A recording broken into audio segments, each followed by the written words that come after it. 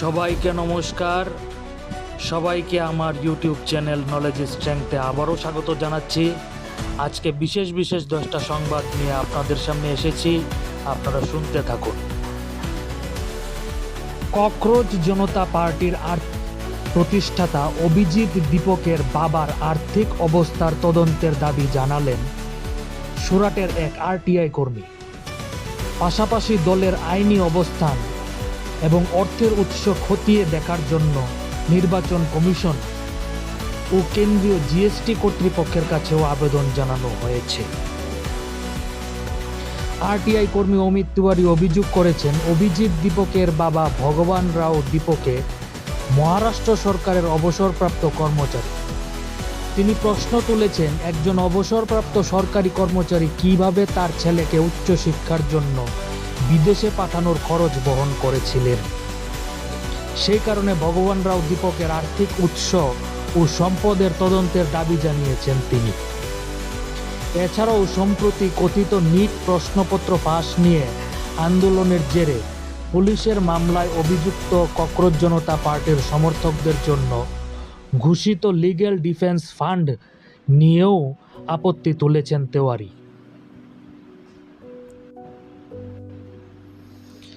Iran Israel যুদ্ধের মাঝেই ট্রাম্পের বড় দাবি, যুদ্ধ থামাতে চুক্তির খসড়ায় সম্মত পশ্চিম এশিয়ার মিত্ররা। গত 5 মাস ধরে চলা ইরান ইসরায়েল যুদ্ধের মধ্যেই বড় দাবি করলেন মার্কিন প্রেসিডেন্ট ডোনাল্ড ট্রাম্প। তার বক্তব্য, পশ্চিম এশিয়ার মিত্র দেশগুলি যুদ্ধের অবসান ঘটাতে একটি চুক্তির প্রাথমিক খসড়া তৈরি করেছে। পাশাপাশি তিনি জানান, আপাতত ইরানের উপর নতুন সামরিক হামলার নির্দেশ স্থগিত রেখেছেন তিনি। উল্লেখ্য, এর আগে সৌদি আরবের ক্রাউন প্রিন্সও ট্রাম্পকে ইরানের বিরুদ্ধে যুদ্ধ আরও না বাড়ানোর আহ্বান জানিয়েছিলেন। ট্রাম্পের দাবিতে এখনও কোনো প্রতিক্রিয়া জানায়নি ইরান। যন্তর মন্তরের বিক্ষোভে প্রধানমন্ত্রী নরেন্দ্র মোদীকে উদ্দেশ্য করে আপত্তিকর স্লোগান দেওয়ার অভিযোগে এক 15 বছরের কিশোরী প্রকাশ্যে ক্ষমা চেয়েছে। এদিকে প্রধানমন্ত্রী মোদী তাকে ক্ষমা করার কথা জানিয়ে শাস্তির বদলে তরুণদের সঠিক পথ দেখানোর আহ্বান জানিয়েছেন। দিল্লির যন্তর মন্তরে 23 জুলাই ককরোচ জনতা পার্টির উদ্যোগে আয়োজিত নিট প্রশ্ন ফাঁস বিরোধী বিক্ষোভে প্রধানমন্ত্রী নরেন্দ্র মোদীকে উদ্দেশ্য করে আপত্তিকর স্লোগান দেওয়ার অভিযোগে বিতর্কের মুখে পড়া এক কিশোরী শুক্রবার প্রকাশ্যে ক্ষমা চেয়েছে। তার ক্ষমা চাওয়ার একটি ভিডিও সোশ্যাল মিডিয়ায় প্রকাশ্যে এসেছে। ভিডিওতে নিজেকে 15 বছরের বলে দাবি করে ওই কিশোরী জানায়, বন্ধুদের সঙ্গে সে কনট প্লেসে গিয়েছিল, যেখানে একটি বিক্ষোভ চলছিল। সেখানে উপস্থিত কয়েকটি গোষ্ঠী প্রধানমন্ত্রী মোদীকে উদ্দেশ্য করে আপত্তিকর স্লোগান দিচ্ছিল। তাদের প্রভাবে পড়েই সেও এই ধরনের মন্তব্য করে ফেলে। ভিডিওতে কিশোরী বলে, আমি মাত্র 15 বছরের, আমি যা করেছি তা ক্ষমার যোগ্য নয়। এটাই আমার প্রথম ও শেষ ভুল। ভবিষ্যতে আর কখনো এ ধরনের কথা বলবো না বা পোস্ট করব না। আমি গোটা দেশের কাছে আন্তরিকভাবে ক্ষমা চাইছি। আমি খুব লজ্জিত, সবাই আমাকে ক্ষমা করুন। এক সুরে প্রধানমন্ত্রীর প্রশংসা পবন কল্যাণ চন্দ্রবাবু নাইডুদের। শরিকরা স্পষ্ট করে দেন, মোদির উপর যেমনই আক্রমণ আসুক তারা পাশেই থাকবেন। সরাসরি ব্যক্তিগত আক্রমণ, অশ্রাব্য গালিগালাজ, অশালীন ব্যানার পোস্টার।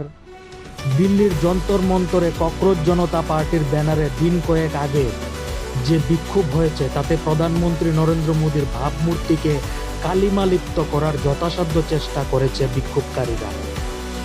সরকার তথা শাসক শিবিরের একাংশের দাবি, জেনজি বিক্ষোভের নামে আসলে বিদেশি শক্তি ভারতের সরকার ফেলার ষড়যন্ত্রে লিপ্ত।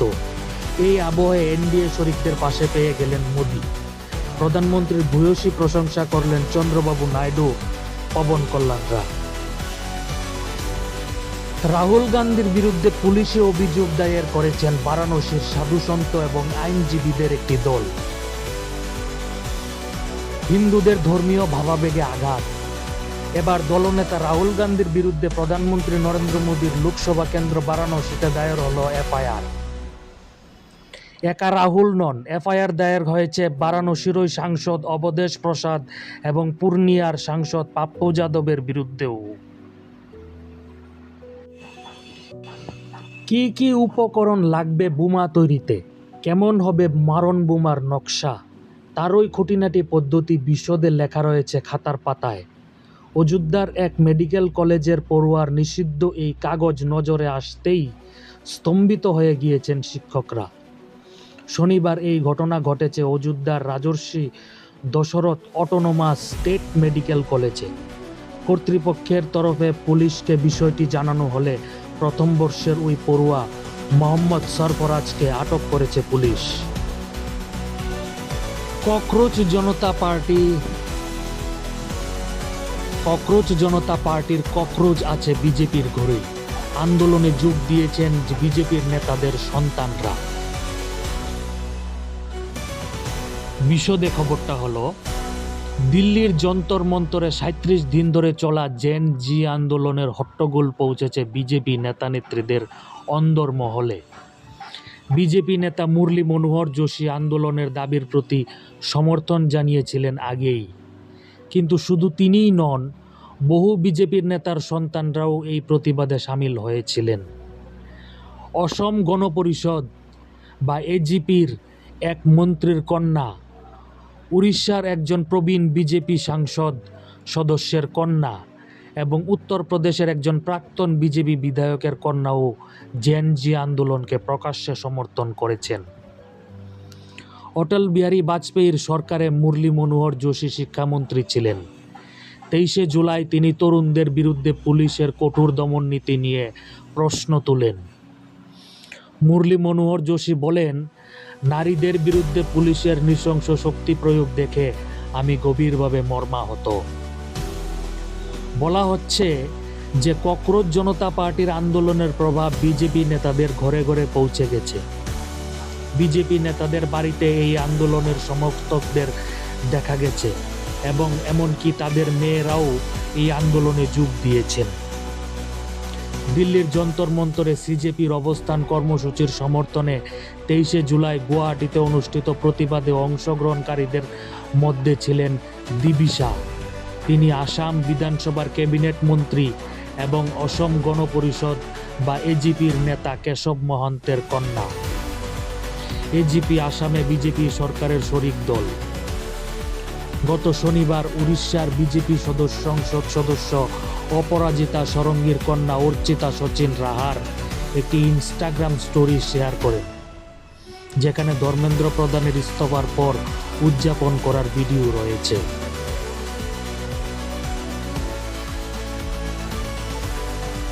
আরামবাগে গুলিবিদ্ধ বিজেপি কর্মী, শনিবার রাতে তাকে লক্ষ্য করে পরপর গুলি। বিজেপি কর্মীর পায়ে গুলি লেগেছে, তিনি হাসপাতালে চিকিৎসাধীন। দুষ্কৃতীদের বিরুদ্ধে থানায় অভিযোগ জানানো হয়েছে।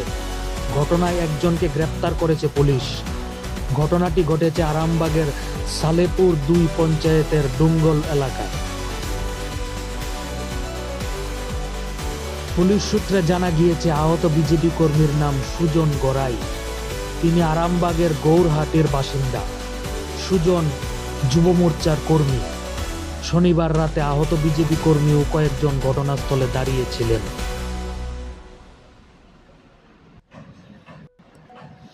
বাদল অধিবেশনের আগেই লোকসভার স্পিকার ওম বিড়লার সিদ্ধান্তে ক্ষমতা বাড়ল এনডিএর। উদ্ধব ঠাকরের শিবসেনার থেকে একনাথ শিন্দের শিবসেনায় যাওয়া 6 সাংসদের যোগদানকে স্বীকৃতি দিলেন স্পিকার, যার জেরে দলত্যাগ বিরোধী আইনের অধীনে এই 6 সাংসদের শিবির বদল আনুষ্ঠানিকভাবে বৈধতা পেল। লোকসভায় আলাদা আসন বরাদ্দ করা হয়েছে এই 6 জনের। শুধু তাই নয়, তৃণমূল ছেড়ে এনসিপিতে যোগ দেওয়া 20 জন সাংসদের পৃথক আসনও অনুমোদন করা হয়েছে। এখন একটা বিশেষ বিষয় নিয়ে আপনাদের সাথে আলোচনা করব। সিঁড়ি বেয়ে উঠতে বা দ্রুত হাঁটার সময়ে আমাদের অনেকেরই কষ্ট হয়, হাঁপাতে থাকি, শ্বাসকষ্ট হয়। অনেক সময়ে বয়স বা ওজন বাড়লে অথবা শরীরচর্চা না করলে এমনটা ঘটতে পারে। শারীরিক ক্ষমতা কম থাকার কারণেও সিঁড়ি বেয়ে ওঠার সময় বা দ্রুত হাঁটতে গেলে শ্বাসকষ্ট দেখা দিতে পারে। বিশেষজ্ঞদের মতে এগুলোর কোনোটাই সাধারণভাবে আশঙ্কাজনক লক্ষণ নয়, তবে কিছু ক্ষেত্রে এগুলো চিন্তার কারণ হয়ে দাঁড়াতে পারে বৈকি। উদাহরণস্বরূপ, আগে যে কাজ হয়তো সহজে বা সামান্য পরিশ্রমেই করতে পারতেন, এখন সেগুলো করতে গেলে হঠাৎ শ্বাসকষ্ট শুরু হয় বা কাজ করতে গিয়ে শ্বাসকষ্টের সমস্যা একটু একটু করে বাড়ে।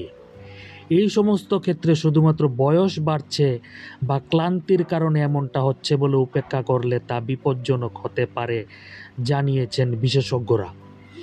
চিকিৎসকদের মতে শারীরিক পরিশ্রমের সময়ে শ্বাসকষ্ট দেখা দিলে তা হৃদরোগ, ফুসফুসের রোগ, রক্তাল্পতা, থাইরয়েডের সমস্যা বা অন্য সমস্যার লক্ষণ হতে পারে।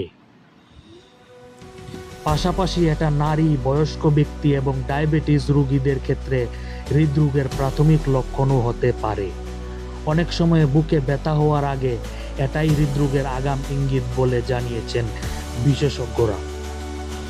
ডায়াবেটিস, উচ্চ রক্তচাপ, উচ্চ কোলেস্টেরল, স্থূলতা বা ধূমপানে আসক্ত ব্যক্তিদের ক্ষেত্রে এই উপসর্গকে আরও গুরুত্ব সহকারে নেওয়া প্রয়োজন বলেও মনে করেন চিকিৎসকরা। যদি কোনো ব্যক্তির বুকে চাপ অনুভব করেন, মাথা ঘুরে, অনিয়মিত হৃদস্পন্দন, ঘাম হওয়া বা পায়ে ফোলাভাবের মতো উপসর্গের পাশাপাশি শ্বাসকষ্টও হয়, তাহলে অবিলম্বে চিকিৎসকের পরামর্শ নেওয়া জরুরি। নমস্কার।